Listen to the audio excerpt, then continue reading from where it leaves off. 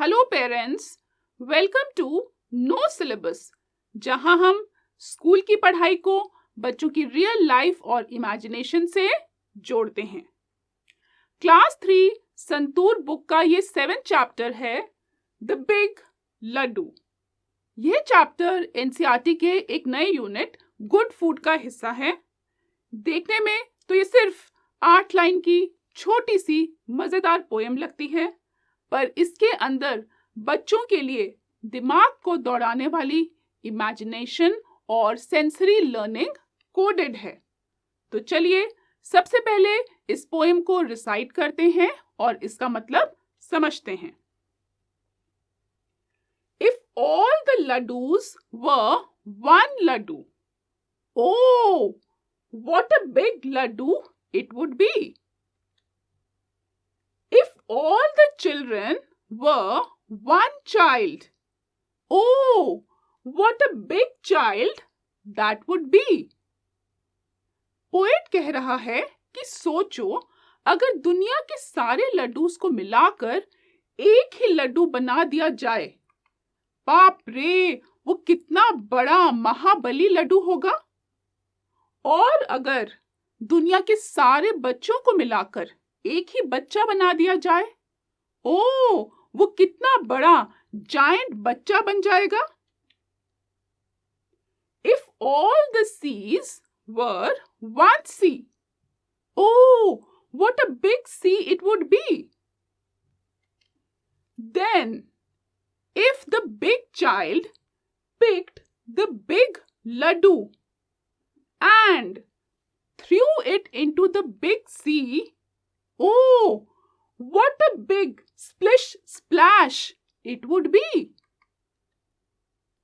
और आगे सोचो, अगर दुनिया के सारे समुंदरों को, मतलब कि सारे सीज को मिलाकर एक ही बड़ा समुंदर बना दिया जाए, तो वो कितना विशालकाय समुंदर होगा।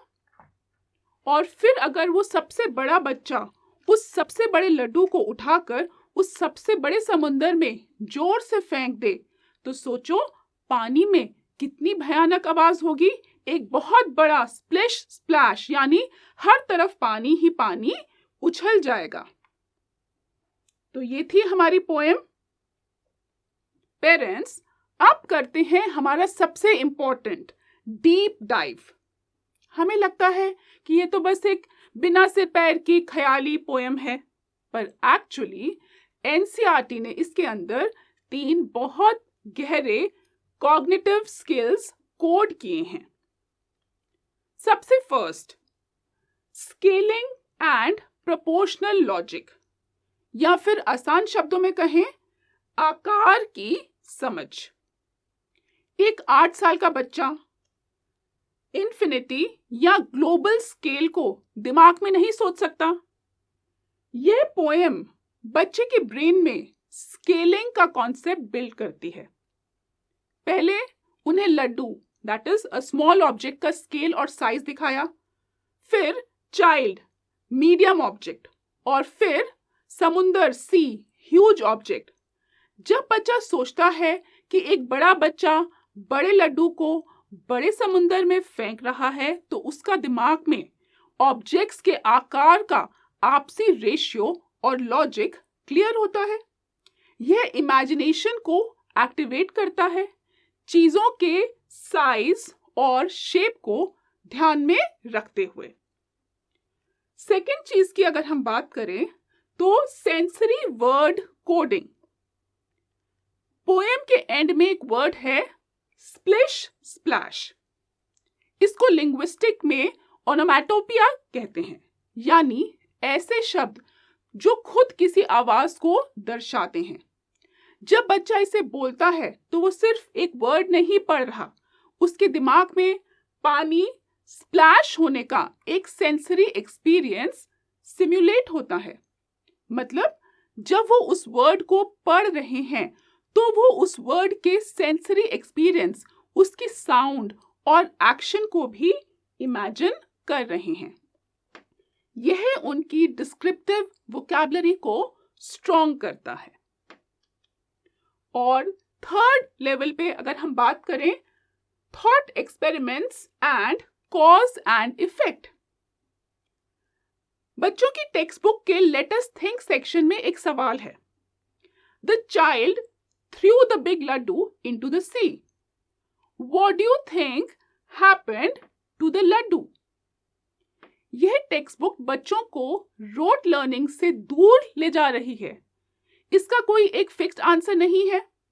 बच्चा सोच सकता है कि लड्डू पानी में घुल गया, या उसे किसी बड़ी मछली ने खा लिया, या वो फ्लोट करने लगा। यह बच्चों को हाइपोथेसिस फॉर्मुलेशन मतलब कि अंदाजा लगाना सिखाती है, जो कि साइंटिफिक थिंकिंग का बेस है। पेरेंट्स, जब एक बच्चा इस पोएम को पढ़ता है तो वो सिर्फ लड्डूस के बारे में नहीं सोच रहा होता, वो कॉज एंड इफेक्ट यानी कि अगर ऐसा हुआ तो क्या होगा कि लॉजिक को समझ रहा होता है। खाने की छोटी सी चीज से शुरू होकर पूरे समुंदर तक फैल जाने ही इस पोएम की असली खूबसूरती है। तो चलिए देखते हैं कि इस द बिग लड्डू के इमेजिनेटिव फ्रेमवर्क को हम घर के किचन और बच्चों की रियल वर्ल्ड ऑब्जर्वेशन स्किल्स में कैसे बदल सकते हैं। तो अब हम बात करते हैं रियल वर्ल्ड एनालॉजीज के बारे में।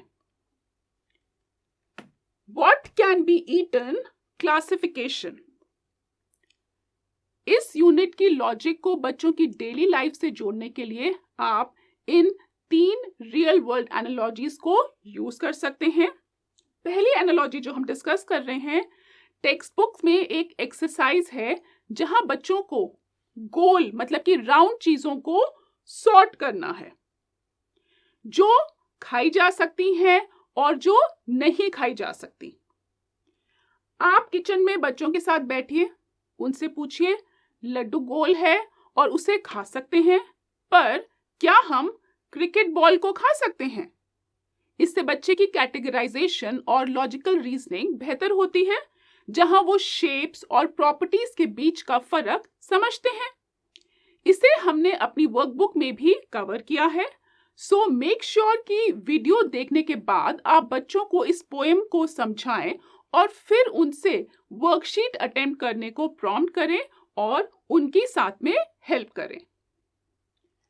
सेकेंड चीज की हम बात करते हैं, that is sensory awareness through inclusivity. इस चैप्टर के कंपेनियन सेक्शन में जीतू और मीना की एक छोटी सी स्टोरी है।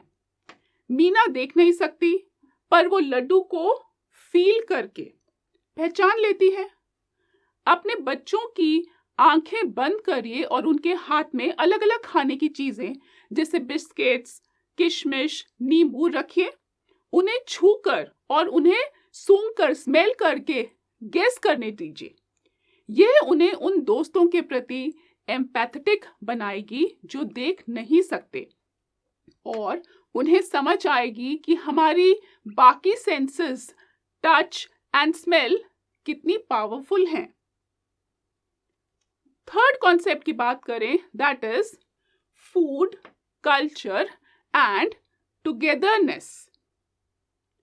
इस चैप्टर के एंड में देश भर में बनती खिचड़ी के अलग अलग नामों का जिक्र है, जैसे तमिलनाडु में पोंगल, कर्नाटक में बिसीबेली भात और कश्मीर में मूंग खिचड़।